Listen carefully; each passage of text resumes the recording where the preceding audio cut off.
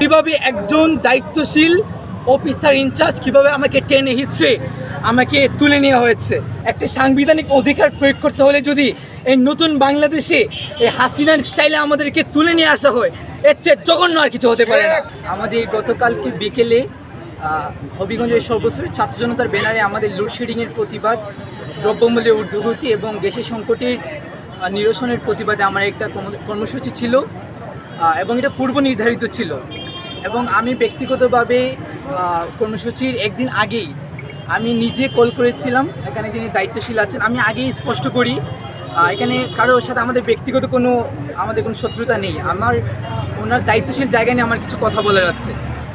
আমি নিজে কল করে ওনাকে ইনফরমেশন দিই যে ভাই আমাদের এখানে তো আমরা সর্বস্তরের ছাত্র ব্যানারে একটু প্রোগ্রাম করছি, তো এখানে আমাদের একটু সহযোগিতার প্রয়োজন হবে, আমাদের একটু লক্ষ্য রাখার জন্য আমি অনুরোধ করি। প্রশাসন থেকে প্রথম যে কাজটা করা হয়েছে, আমাদের এই ইনটিমেশনকে রিসিভই করা হয় নাই। দ্বিতীয়ত ওনার স্পেসিফিকলি কিছু কনফ্লিক্টেবল কথা বলেছেন যে এখানে আমি কোনোভাবেই পার্টিসিপেট করতে পারবো না, এখানে আমি শিক্ষার্থী না, এরকম কিছু কনফ্লিক্টেবল কথা হয়েছে।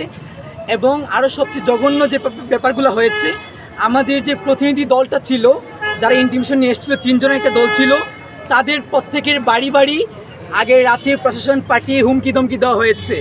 আমাকে বিভিন্নভাবে প্রশাসনিকভাবে হুমকি ধমকি দেওয়া হয়েছে, বলা হয়েছে আমাকে পিক আপ করা হবে আমি যদি এখানে আসি। তো আমাদের পূর্ব নির্ধারিত প্রোগ্রাম ছিল।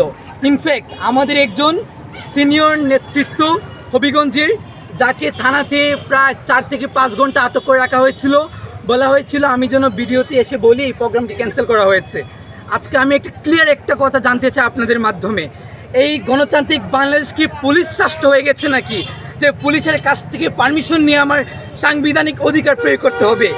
আমাকে আপনার সারা বাংলাদেশ দেখেছে কিভাবে একজন দায়িত্বশীল অফিসার ইনচার্জ কিভাবে আমাকে টেনে হিচড়ে আমাকে তুলে নেওয়া হয়েছে। একটা সাংবিধানিক অধিকার প্রয়োগ করতে হলে যদি এই নতুন বাংলাদেশে এই হাসিনার স্টাইলে আমাদেরকে তুলে নিয়ে আসা হয়, এর চেয়ে জঘন্য আর কিছু হতে পারে না।